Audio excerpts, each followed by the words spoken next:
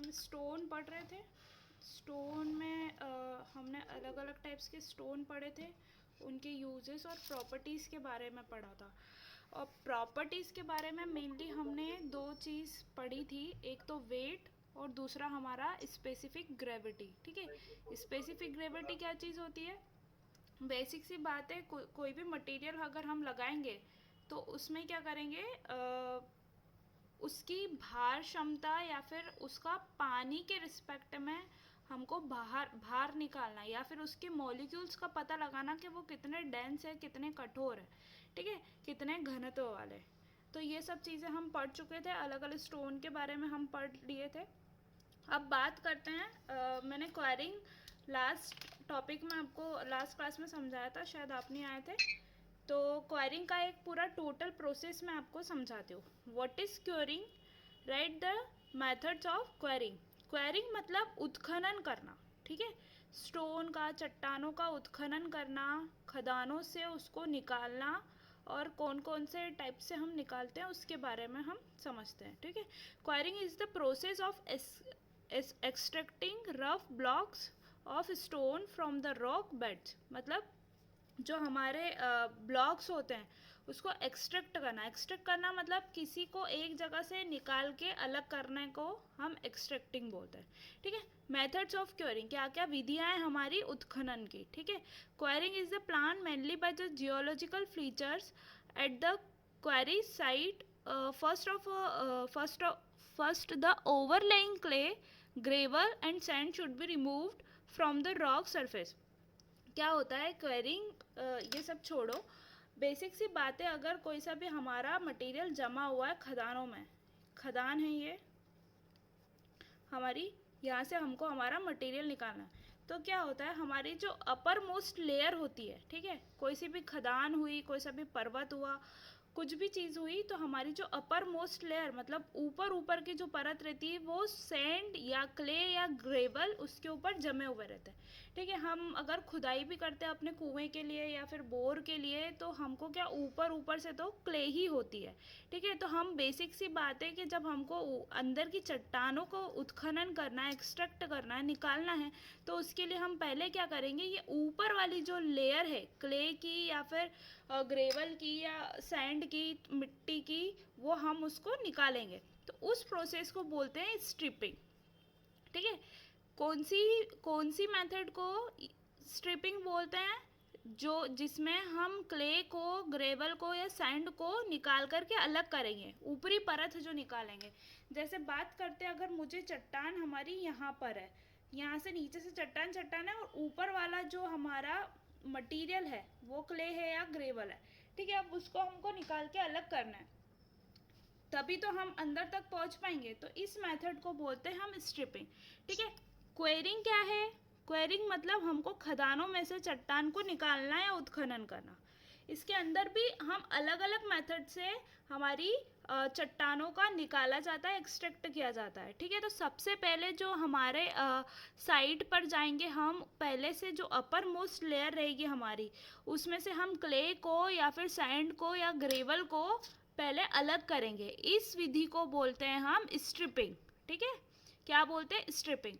ठीक है, after striping मतलब हमने जब ऊपरी परत हमारी निकल गई और फिर बाद में हमको स्टोन्स या ग्रेवल या सैंड या हमारी चट्टानें निकालनी है, तो उसके लिए हम अलग अलग विधियों का इस्तेमाल करते हैं। किस चीज़ के लिए? हमारी उत्खनन करने की प्रोसेस में। समझ में आ रहा है सबको?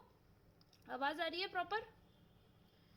तो अब हमारे जो उत्खनन करने की प्रोसेस है वो अलग अलग प्रकार से होती है। पहली होती है एक्सकेवेशन, मतलब खुदाई, जो नॉर्मल प्रोसेस से होती है। ये काऊ बार्स और पिक एक्सिस के थ्रू हम सेपरेट करते हैं। मतलब जो आप देखते हो खोदते हैं फावड़े से, गेती से जो खुदाई करते हैं, वो वाली खुदाई को हम बोलते हैं एक्सकेवेशन। ठीक है, अगर उस प्रोसेस से हम रेती फावड़ा या किसी टूल की मदद से हम निकालते हैं अपने स्टोन को या उसका उत्खनन करते हैं, उसका खुदाई करते हैं, तो वो क्या कहलाता है? हमारा एक्सकेवेशन, या फिर इसको हिंदी में लिख दोगे खुदाई प्रक्रिया। ठीक है, क्या लिखोगे इसको हिंदी में? खुदाई की प्रक्रिया, ठीक है। सबसे पहले इसमें क्या करते हैं हम, हमारे गेती फावड़े से के थ्रू गेती फावड़े के हेल्प से हम अपनी चट्टानों को निकालते हैं खदानों में से, ठीक है। दूसरा होता है हमारा application of heat. In this method, the upper layer of the rock are heated by the burning piles of wood on the rock surface. As the consequence of expansion, the upper rock layer gets separated from the lower layers. ठीक है, granite and gneisite are removed generally by this method. क्या होता है कि देखो, सबसे पहले हम करेंगे स्ट्रिपिंग। स्ट्रिपिंग में क्या होता है, ऊपर की जो क्ले, सैंड, रेती या ग्रेवल गिट्टी, इससे हम स्ट्रिपिंग से निकाल लेंगे। फिर जब हम थोड़ा नीचे आएंगे तो हम क्या करेंगे, हमारा जो एक्सकेवेशन वाला प्रोसेस है या तो वो अपनाएंगे, डिपेंड करता है कि हमारी खदान कौन से मिनरल की है या फिर कौन से स्टोन की है, कौन से चट्टान की है, ठीक है। अब मैंने डिसाइड किया कि मैं करूँगा एक्सकेवेशन, मैं करूँगा खुदाई, ठीक है। तो इस प्रोसेस में क्या होता है कि हम एक्सकेवेशन टूल से हमारी खुदाई करते हैं। दूसरी चीज़ आती है एप्लीकेशन ऑफ हीट। इसमें क्या होता है, जब हमारी ऊपर वाली जो लेयर रहती है, सपोज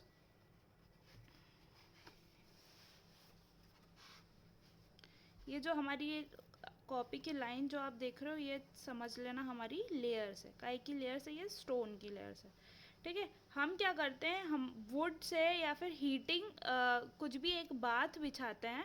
बाथ मतलब बिछोना बिछाया, हमने ऊपर वाली लेयर को हमने गरम करा, ठीक है, हीट प्रोवाइड करी, या तो वुड से या फिर अपने कोयला या फिर कोल से या फिर चारकोल, जो भी हम जला करके इसकी ऊपर वाली जो लेयर है इसको हम हॉटनेस प्रोवाइड करते हैं, मतलब हीट प्रोवाइड करते हैं। तो जिससे क्या होता है, ये नीचे वाली जो लेयर से होती है ये अलग हो जाती है, ठीक है। लेयर बाय लेयर अगर जो हमारी चट्टानें मिलेगी या जिनका फॉर्मेशन ऐसा रहेगा कि हीट के कारण क्या होती है, वो एक्सपांड होती है, समझ रहे हो।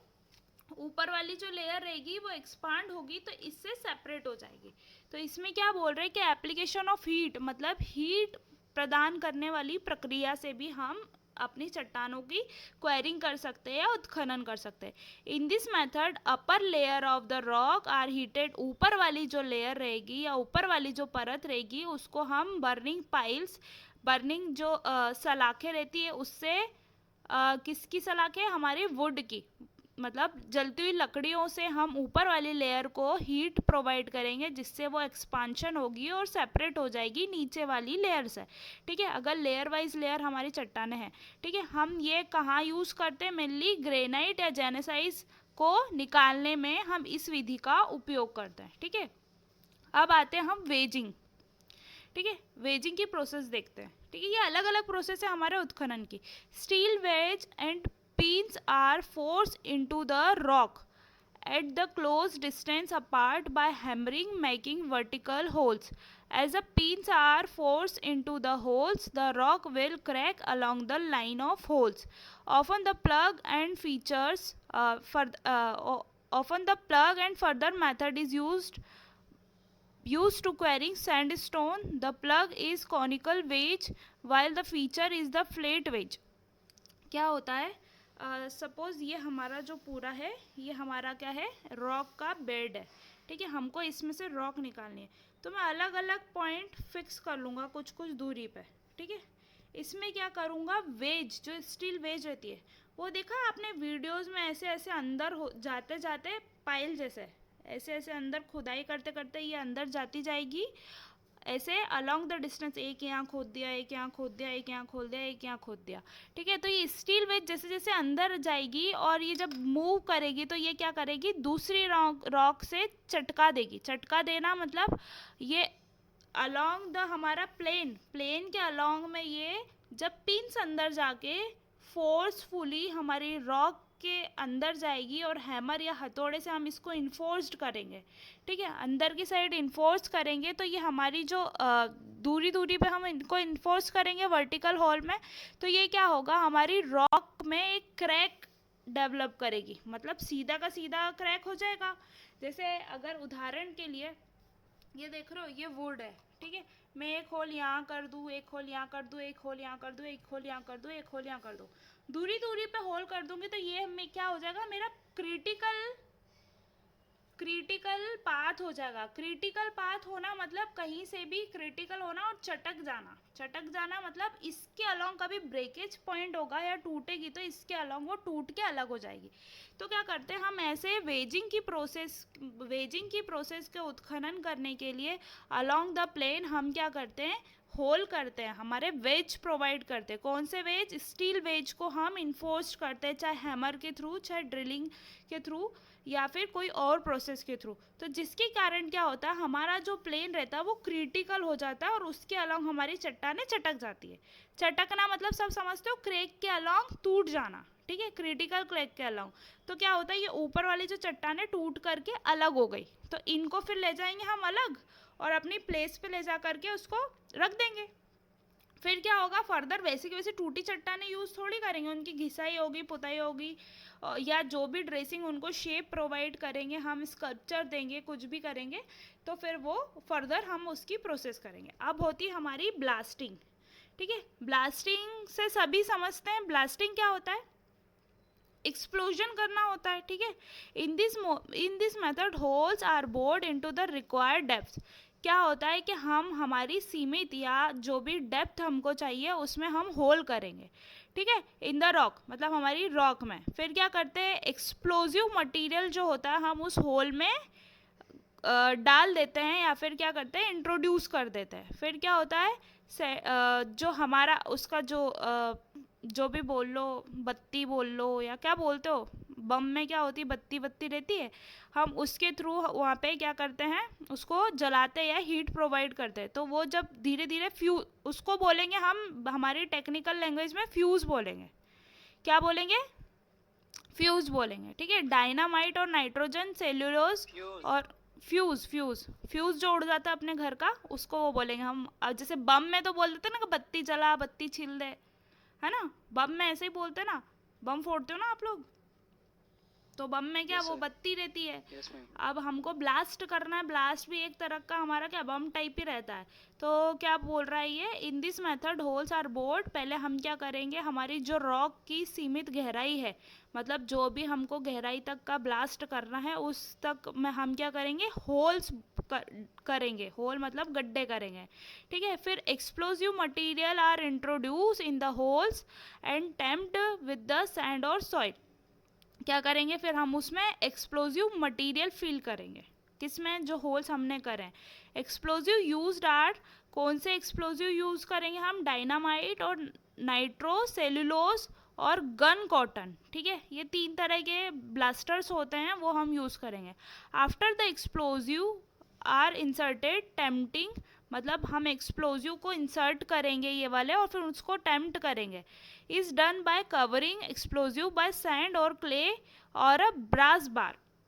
क्या करेंगे, हमने उसमें एक्सप्लोजिव भरा, उसके बाद उसको सैंड या फिर क्ले से हम उसको पैक करेंगे, मतलब एक्सप्लोजन को, ठीक है, और ब्रास का एक बार प्रोवाइड कर देंगे, मतलब हमारे कॉपर का या फिर जो भी तांबे का, फ्यूज़ के साथ रहता है, उसके तांबे का ब्राउन कलर का वायर रहता है ना उसके अंदर, आपने कभी वायर को छीला है, उसमें वायर कैसे कलर के रहते हैं, ब्रास कलर के रहते हैं, कॉपर कलर के, ठीक है। फिर हम क्या करेंगे, उसके ब्रास के बार को निकाल देंगे। Along a fuse is use to fire the explosive, हम एक फ्यूज यूज करेंगे हमारे एक्सप्लोजन को ब्लास्ट करने के लिए।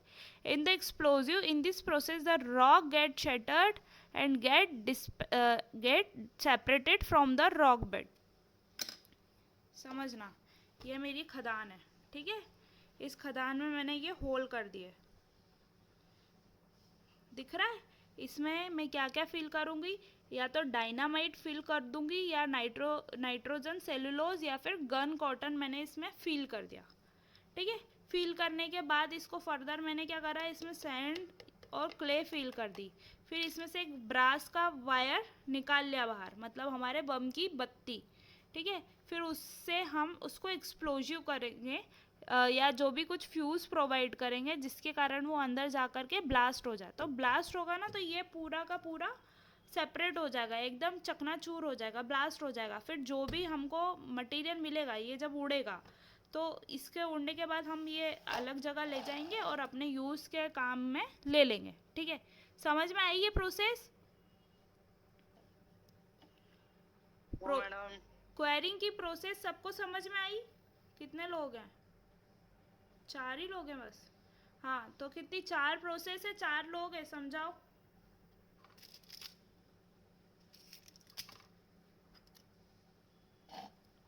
हाँ। नहीं हमको एस्केवेशन, पवन गुज्जर क्या करते हैं एस्केवेशन में? मैं हमको समझ में ही नहीं आया। तो आप बोल रहे हो जब हाँ पूरा आपकी टॉपिक आवाज खत्म कट हो रही गया, थी। जब समझ में नहीं आया। पहले बोलना चाहिए ना कि स्टार्ट क्वेरिंग क्या हो रही है, जब तो शुरू से रिपीट करती। कथा चल रही है, बीच में से ज्वाइन कर लो। मैम ज्वाइन कथा। हाँ सक्षम, तुम बताओ क्या होता है मेथड्स। मैडम मैं आपकी आवाज कट रही थी। हाँ आयुषी, आवाज कट रही थी तो पहले नहीं बोल सकते थे कि आवाज कट रही है? जब मैंने पूरा टॉपिक खत्म कर दिया जब बोल रहे हो आवाज कट रही है? ऐसे एग्जाम में भी करोगे क्या? वाइवा ऐसा होगा तो आप ऐसे बोलोगे आवाज कट रही है? पहले बोलना चाहिए ना, या फिर मैसेज में लिखना चाहिए तुमको। महीना भर हो गया लेक्चर लेते लेते, कुछ चीज पूछो तो कोई आंसर ही नहीं रहता तुम्हारा। यही आंसर नहीं दे रहे, पहले ही दे रहे थे मैम आंसर। आंसर तो अब ये समझ में नहीं आया मैम, आवाज कटे बाहर फेंक देता है। ये सक्षम को बोल रही हूँ। सक्षम बोला ना आवाज कट रही है। हाँ आयुषी बोलो, तुम्हारा क्या एक्सक्यूज है? एक भी प्रोसेस बता दो, मैंने इतनी बताई है। वो बेसिक लैंग्वेज में बताइए, नॉर्मल और बिल्कुल छपरी लैंग्वेज में, कि तुमको समझ में आ जाए। लास्ट वाली बता। नहीं, इसको आयुषी को बोलने दो। मैम मेरे को नहीं पता, मैंने तो क्लास ही लेट ज्वाइन करी। हाँ रियांशी तुम बोलो।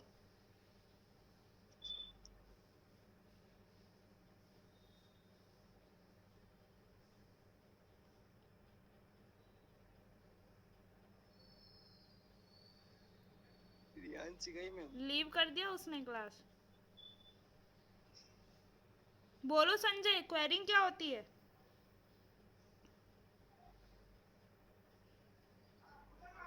क्वेरिंग का हिंदी क्या है? उत्खनन।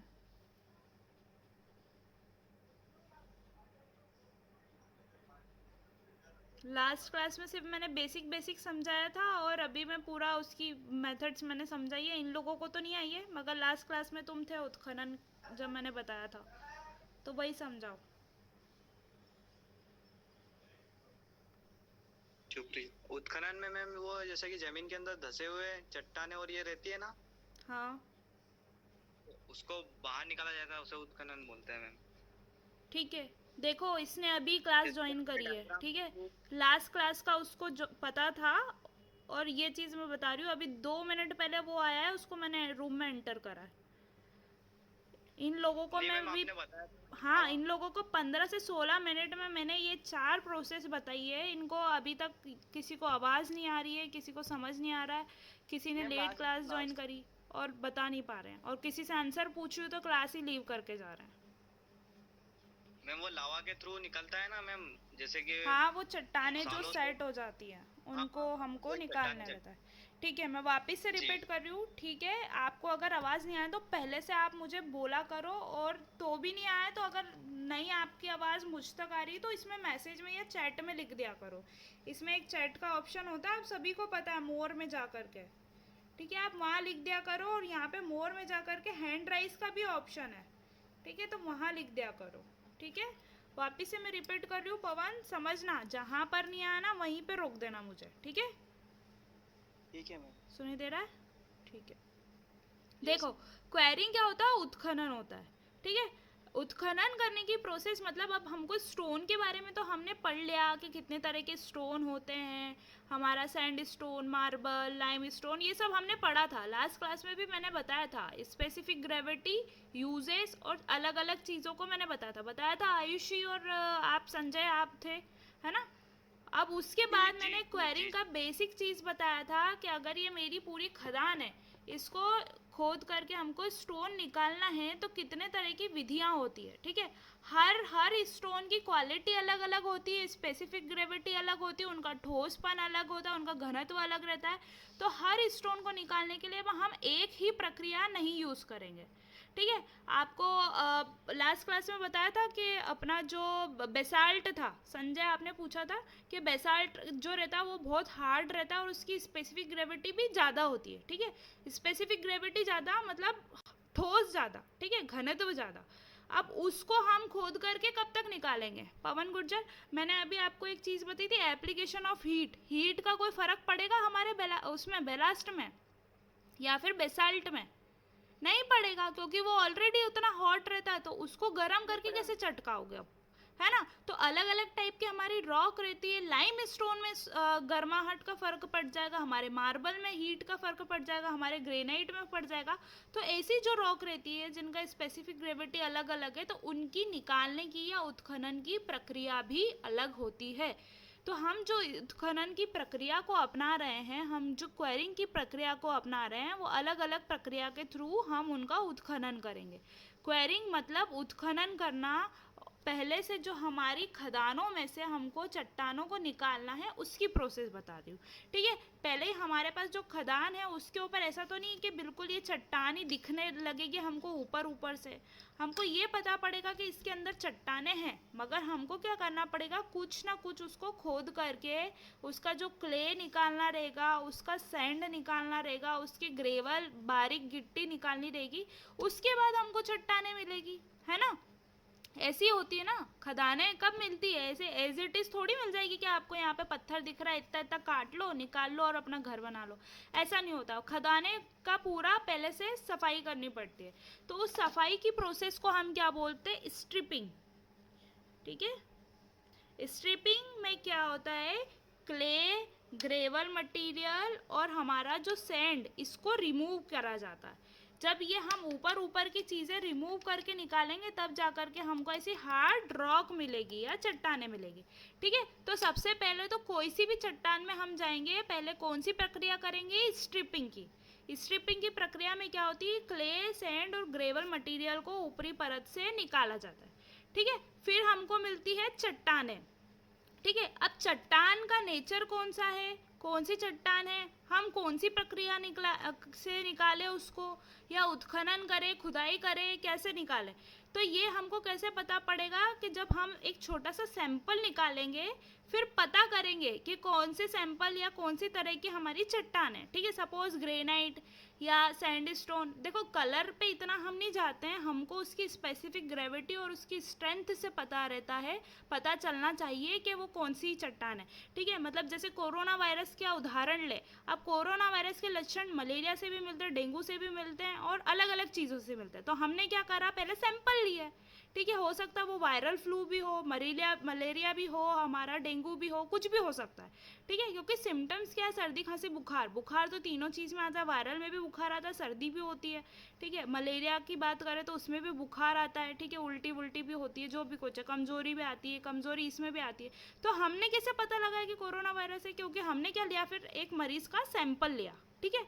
तो हमारी जो उत्खनन की प्रक्रिया है उसमें भी हम क्या करेंगे, एक छोटा सा हमने सैंपल लिया, तो उससे हमने जब टेस्ट करा और पता लगाया कि भैया ग्रेनाइट है, कि बेसाल्ट है, कि हमारा लाइम स्टोन है, कि सैंड स्टोन है, कौन सा तरह का वो पत्थर है, ठीक है। सब पत्थर की अलग अलग क्वालिटी रहती है, मानते हो ना। उसकी स्पेसिफिक ग्रेविटी अलग रहती है, उसकी घनत्व अलग रहता है, डेंसिटी अलग रहती है, उसकी प्रॉपर्टीज़ अलग रहती है, उसके यूजेस भी अलग रहते हैं, सब चीज़ें अलग अलग रहती है अलग अलग चट्टानों की। सबको आवाज़ आ रही है, समझ में आ रहा है पवन? जी मैम। Yes madam. पवन कहाँ गया?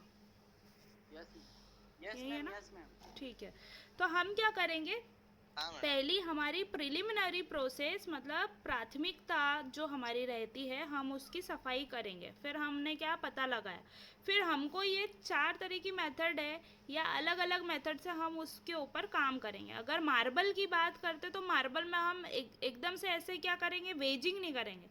वेजिंग मतलब चटकाना होता है या फिर ब्लास्टिंग नहीं करेंगे, ब्लास्टिंग करते तो वो बिल्कुल चूरा चूरा हो जाएगा, समझ रहे हो, क्योंकि क्या रहता है वो सॉफ्ट रहता है। लाइम स्टोन की बात करते हैं, लाइम स्टोन भी सॉफ्ट रहता है, फट्टे से चटक जाता है, तो क्या उसमें ब्लास्टिंग करेंगे? नहीं करेंगे ब्लास्टिंग। हम ब्लास्टिंग बेसाल्ट में कर सकते हैं क्योंकि वो हार्ड रॉक रहती है, उसकी क्या रहती है, स्ट्रेंथ ज़्यादा रहती है। तो ये जब अलग अलग टाइप की प्रोसेस इसलिए दी गई है क्योंकि हमारी रॉक की प्रॉपर्टीज़ भी क्या होती है, अलग अलग रहती है।